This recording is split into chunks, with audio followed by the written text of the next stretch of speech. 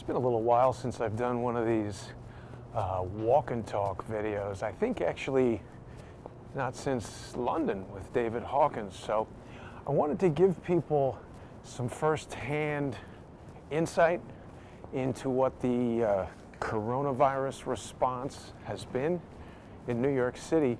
Been a lot of news reports about supermarket runs and empty restaurants, that kind of thing.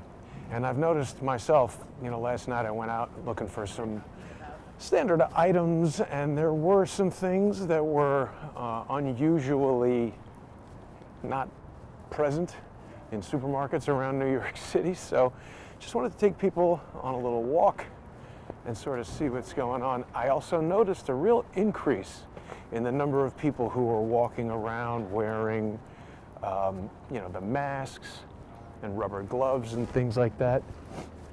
So we're just going to take a look, take New York City's temperature, as it were, on this matter. It's a sunny Saturday afternoon, there's people around. I would expect that, of course. And let's just see what we've got here. People walking around the streets of New York. How you doing? How you feel about coronavirus? You worried about it? No, I'm not. You're not wearing a mask or anything? I know I'm not, but there's a few people out there wearing masks. You have a lot of toilet paper at your house? I do not. I think people are overreacting with the toilet paper. Did you notice it's sold out everywhere? No, I haven't. Do you think coronavirus is giving people the runs or something? They're buying all this toilet paper? I hope not, but I don't think that's happening. Stay safe. Yeah. Okay, so there we go. New York City resident, not fearful of coronavirus. That's good. See how everybody else is doing here. Whoop. So, yeah, I had, there's a Whole Foods right near my apartment where I usually shop, and they have been completely sold out of toilet tissue and disinfectant, just like cleaning spray products and stuff like that for days. There's literally been none of that. So I came over here last night to Rite Aide. There's a Rite Aide right here, and there's also a CVS right next to each other like that. That's the way New York sometimes works. A lot of people, so we get a lot of stores. Let's see if I get thrown out of Rite Aide for filming in there. Just want to see what their deal is with regard to toilet paper. See if they have any. I think they got it over here in the grocery section. Where do they have it? Are these on sale? Huh? Are the candles on sale? This one? Yeah, those as well. So, certainly a lot of drinks in stock. So here we go. Here's the toilet paper section. Okay, so they've been restocked, it seems, but we have a notice for our dear valued customers. Due to unprecedented demand, temporarily out of stock on select items, diligently working. So, okay, they're not limiting the amount of toilet paper you can buy. And it looks like Charmin is on sale here. So that's interesting. This shelf was completely empty last night. It is, by the way, highly unusual to see shelves like this down on stock at all in New York City. So good to see that the toilet paper is back. Not as much of an emergency, perhaps, as it might have seemed to be last night. Let's see how it's going in CVS. So that's good. There was a delivery this morning, and anybody who is in the Chelsea area of New York who needs toilet paper today, you could come to Rite Aide and get some. That's a good thing. Let's see how CVS is doing. I bet you they have toilet paper too. That was reassuring. I wasn't sure what we would see there. Had to do quite a bit of walking last night to purchase toilet paper. Had to go to 8th Ave and 31st. Let's see how CVS is doing.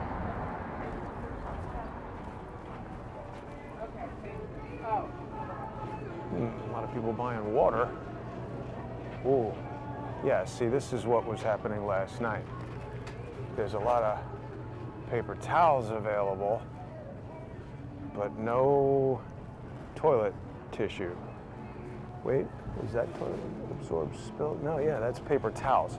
So, I mean, you know, in a desperate situation, people could use paper towels, people could use these flushable.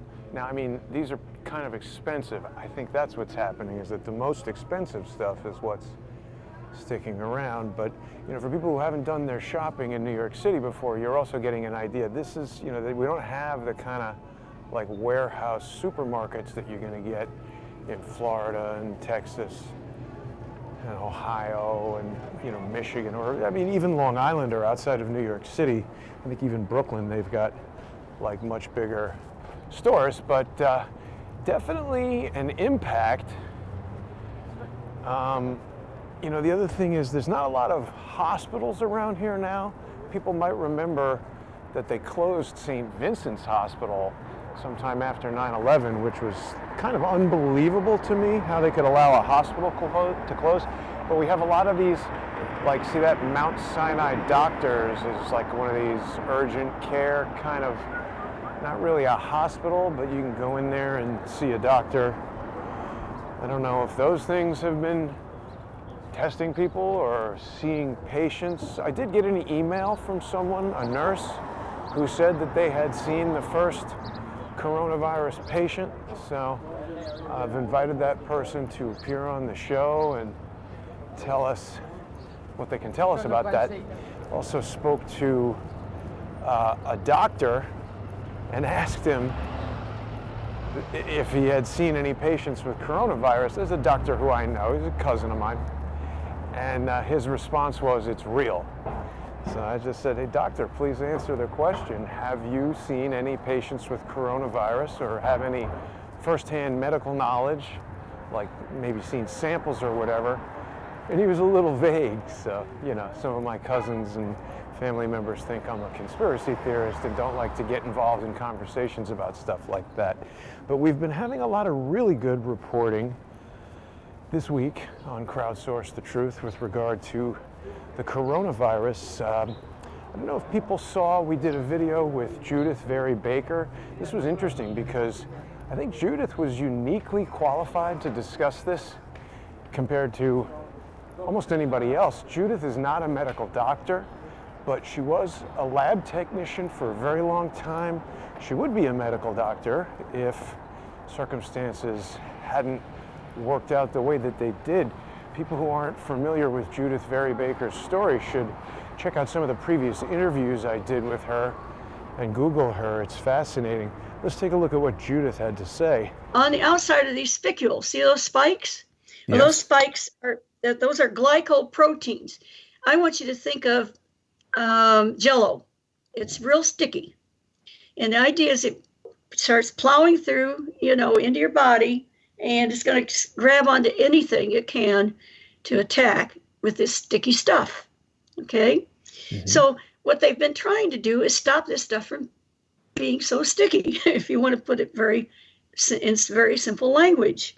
Mm-hmm. Now that's the outside. So that's a spike surface glycoprotein.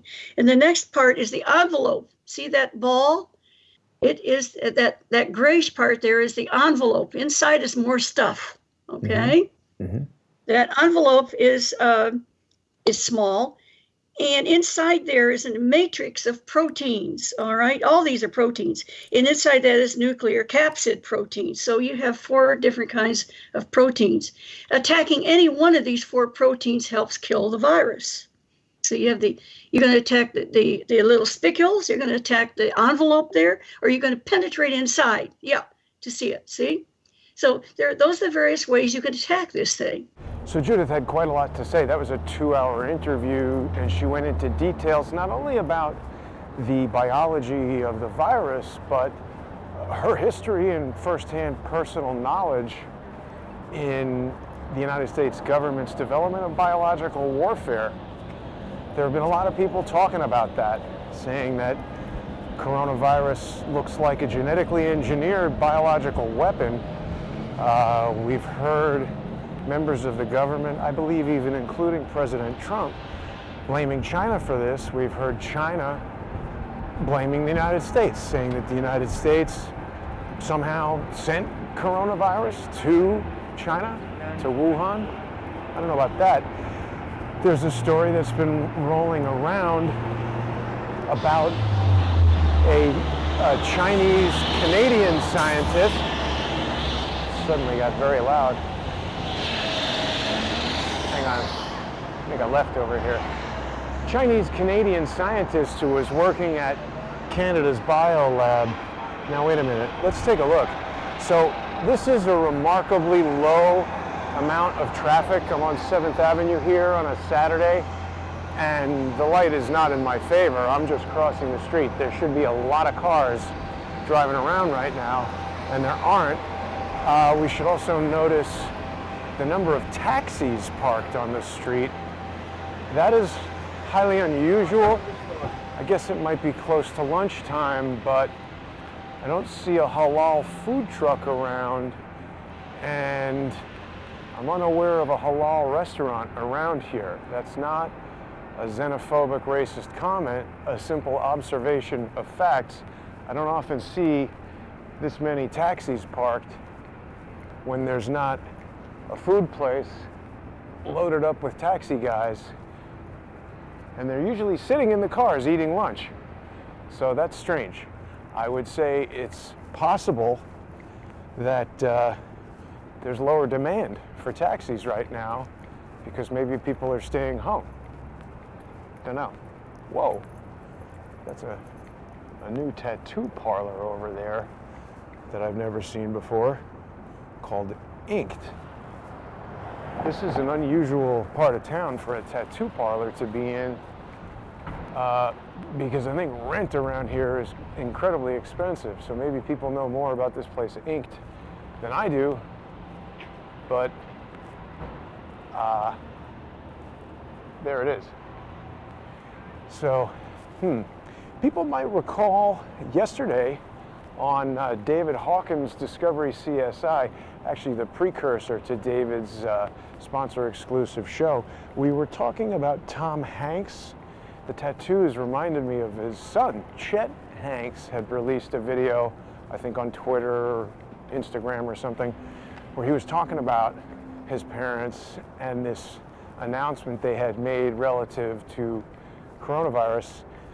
Well, why don't I play a segment? David and I were looking at this, and I think it's worthwhile for people to check out. Let's look at this for a second, David, because here is ostensibly real news. I find this extremely dramatic, this photograph of a used glove. I mean, this is staged if there ever was something. You think this glove just happened to land here, or did someone who's spent a huge portion of his life on a movie set where there's an entire art department with 2 or 3 people deciding how wrinkled this plastic bag should be and exactly where each finger of this glove should fall for the most dramatic impact for this photo? Is this just a doctor randomly throwing this thing in the garbage, or is this a staged photo? I don't know. But the message from the actor, Tom Hanks, says, "Hello folks, Rita," who's his wife, "Rita and I are down here in Australia, very removed from the public eye of people in the United States. We felt a bit tired, like we had colds and some body aches. Rita had some chills that came and went, slight fevers too. To play things right, as is needed in the world right now, we were tested for the coronavirus and were found to be positive. Well, now what to do next? The medical officials have protocols that must be followed. We, Hanks, will be tested, observed, and isolated for as long as public health and safety requires. Not much more to it than one day at a time approach. No, we'll keep the world posted and updated." So there we go. Message from the Hanks. I found that message really interesting because they don't come right out and say, "Hey, we've been diagnosed with, we're being treated for, we have coronavirus." They're just saying they were tested, comma, were positive. Now, the thing that's interesting about the statement is W-E-R-E is the past tense of are. So is he saying that the test revealed that they were positive, or has he got a typo in we are, the contraction for we are, saying that they were tested and psychologically they remained positive? I only raise this question because it's a plausible deniability from a legal standpoint that they could say that. And also, I noticed there is a typo elsewhere in the tweet. Hanks, the plural of Hanks, is Hanks. And there would only be an apostrophe after the S if you're talking about the Hanks' house or something like that. Now, this is something else that I wanted to come over here and show people. Charles called me earlier this morning and remarked that he was walking by this Trader Joe's and that there was a block-long line outside the door, which is gone now. So that's very good. Perhaps some of the problems are coming under control. Maybe now that the president has announced a national emergency, maybe that's allowed certain companies to, or perhaps it's alerted them to increase their deliveries and things like that. But that's a good sign that Trader Joe's doesn't have a blocks long line around it. Should we go in there and see if they have toilet paper? Let's. Seems kind of crowded. Let's see what they say if I walk in there with the camera.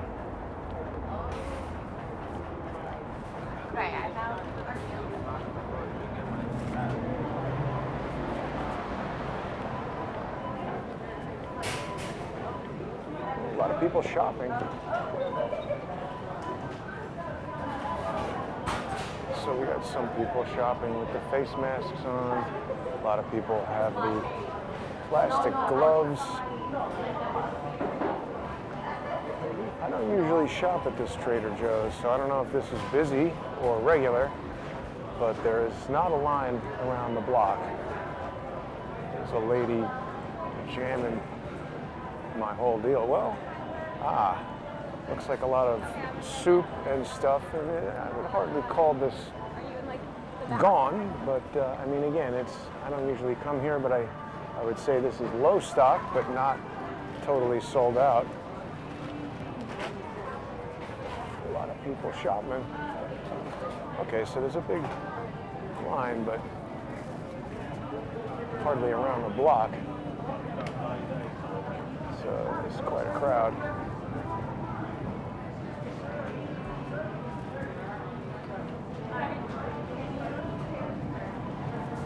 All right.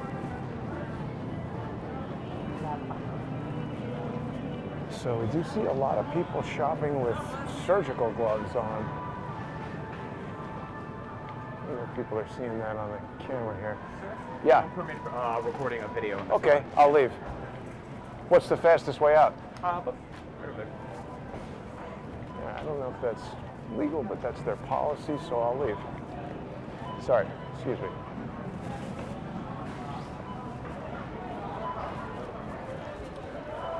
So it's a big, big line. Sorry. Number 4? Number 4?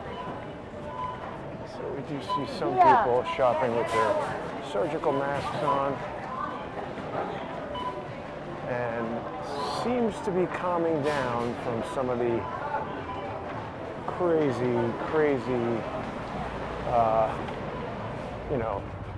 like Soviet-style waiting in line, toilet paper rationing. I think it's very important that we avoid that kind of thing, so it's good to see that that was avoided.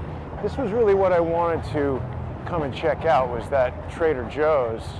They were definitely having a problem as far as the line. So there's been a lot of other good reporting on Crowdsource the Truth this week about coronavirus. I don't know if people caught the sponsor exclusive episode of John Cullen's Las Vegas investigation last night. It was very focused on the Saudi Arabian angle on the Las Vegas shooting, October 17th. John's been following that for quite a while. And I don't know if people got this news last week amid all the coronavirus panic, but Saudi Arabia has arrested 3 extremely powerful members of the royal family, including the brother of the king. And the accusation is that they were involved in a coup, an attempted overthrow of the crown prince. It was interesting to see the New York Times and Wall Street Journal and the Washington Post and things like that are quick to point out that these are individuals who would challenge Mohammed bin Salman's ascension to the throne, and, challenge his power. They all want to be king, and they're trying to position it that Mohammed bin Salman is a thug who chopped up the journalist Jamal Khashoggi and jails his political rivals. I don't know very much about Mohammed bin Salman, but I'm not sure if that's accurate. I think that he has put these guys in jail because they were attempting a coup, and I think Jamal Khashoggi was part of it. And I don't believe that Jamal Khashoggi was a legitimate journalist. I think that was his cover. I think he was a radical jihadi. I think he was part of the Mujahideen in Afghanistan in the 1980s. We've seen a photo of him holding a RPG of some kind, standing with the Mujahideen, dressed in that, traditional jihadi type garb. And he is also photographed with Al-Walid bin Talal in Al-Walid's office. These are guys who are suspected of financing 9/11. John went into some detail about that. Actually, one of the most interesting things that John covered was this story about the Chinese scientist working in Canada who was escorted out of the level 4 microbiology lab. That's a lab that deals with dangerous and deadly contagions and viruses of all kinds that seems to include coronavirus. This woman has traveled to Wuhan, China, and she was removed from the Canadian biology lab by the RCMP. People who maybe don't know, the RCMP, the Royal Canadian Mounted Police, are the Canadian equivalent of the FBI. They're not the local police. They're not the park police.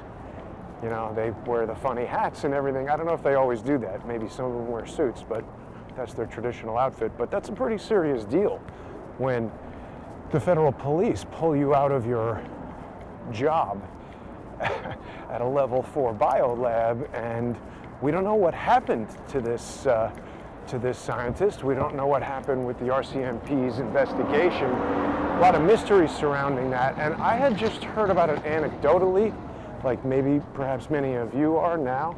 John went into some detail, citing articles. I showed you guys a segment from the sponsor exclusive show.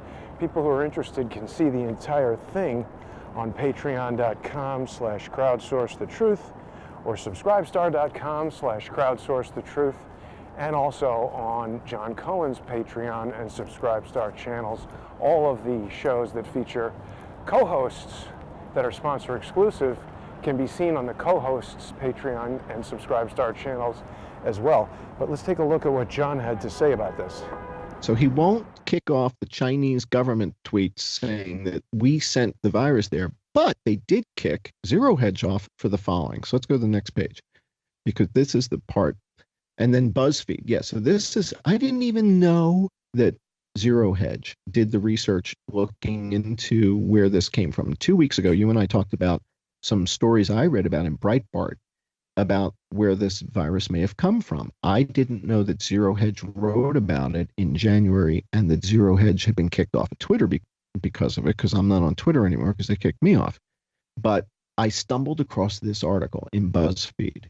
And the article says a pro-Trump blog doxed a Chinese scientist it falsely accused of creating the coronavirus as a bioweapon.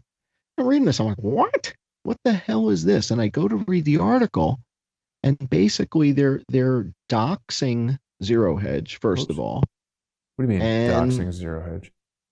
So they doxed him. They said what his real name is. Oh, right? He where writes did his they do time. that? He writes his in the BuzzFeed article, in the Ryan Broderick article, which I don't. So they you know, I don't revealed even wanna show. who Tyler Durden is.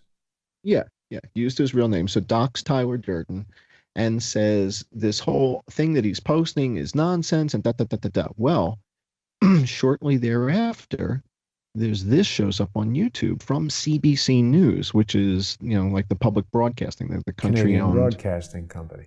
right. How this CBC story turned into a conspiracy theory. And so I watched this video and I'm like, oh, thou doth protesteth too much. And we go down into the comments on this video and nobody's buying it. And everybody's saying, you're protesting too much. You guys, you reported the story. And so, yeah, you can go to the next one. That's fine. So they're basically saying, how did this turn into a conspiracy theory? And all Tyler Durden did at Zero Hedge was he wrote this article. Did China steal coronavirus from Canada and weaponize it? And asks the question. That got him kicked off of Twitter. Pretty amazing. Just asking what happened with the investigation gets you kicked off of Twitter. People recall that Al-Walid is an owner of Twitter. I'm not saying he has anything to do with coronavirus, but there's some sketchy people involved with Twitter. There's that big conservative investor who just got, huge position in Twitter, who wants to kick out Jack Dorsey. I think they arrived at some truce to allow Jack Dorsey to remain CEO. But let's see, here we're at Whole Foods here, and just want to check out what their toilet paper and shopping situation is. I should warn people that this is the supermarket I usually shop at, and there usually is a huge line inside here. No video? All right. So this guy won't let me record in here.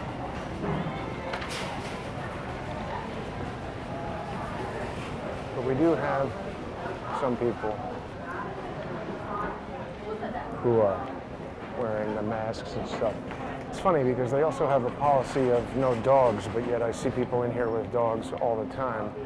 So we'll just go over to the toilet paper section and see if they have restored the stocks. This is an incredibly small line for Whole Foods. Typically at lunchtime, it would go past the food bar over here. And it's interesting to see that today is the first day that Whole Foods has closed this. Oh no, that one's open. Help Yourself Prepared Food Bar is open.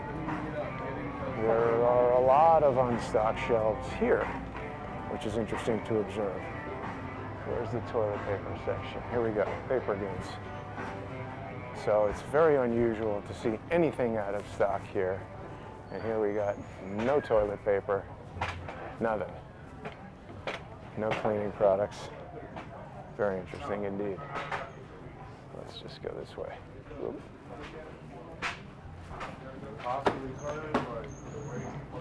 Eggs. Yeah, I mean, seeing the shelves emptied out like this, very, very unusual. And, people buying canned goods, sealed pasta, and things I guess they can keep in their house for a while. Makes sense. But looks like we've got a huge number of Whole Foods employees delivering stuff today. More deliveries than ever, huh? A lot of deliveries. Not really, but yeah. All right. Well, definite reduction in the Help Yourself food bars. We see that this one is still open. And I see the hot bar is still open over there. It's interesting. I mean, yeah, hot bar, people can come and help themselves to lunch. So I don't see a problem with that, but I've been eating from that hot bar pretty much every day. And I don't have coronavirus as far as I can tell. I feel fine. They've restocked all the sausage. That was empty last night. No reason to believe that there'll be an electricity outage or a blackout. That was a problem. I have to say though, even when we had the blackout in 2003, which lasted for a long time and created a lot of inconvenience as far as day-to-day life, you didn't have the stores getting cleared out like this. Excuse me, cuidado.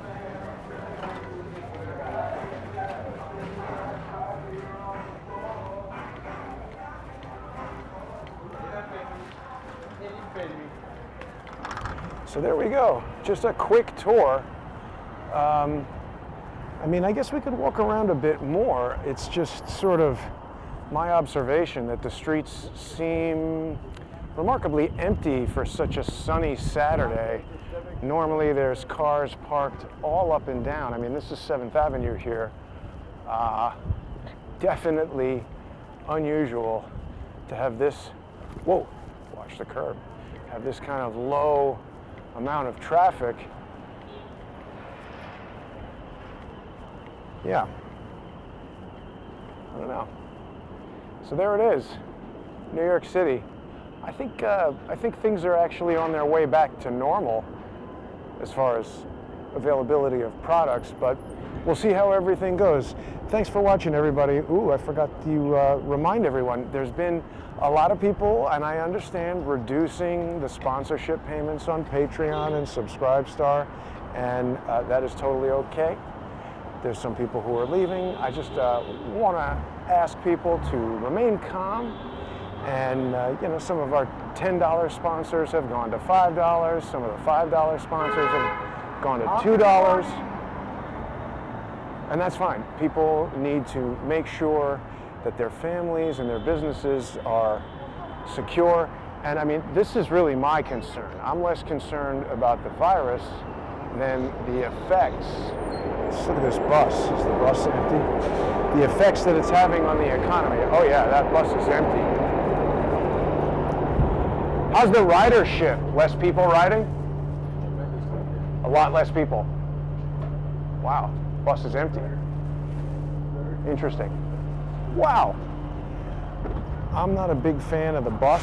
I like the subway, but there's things happening. People are worried. So, you know, I think I mentioned this with Dr. Corsi. It was very strange to me that the Democrats want to use $50 billion to give money to people who are out of work.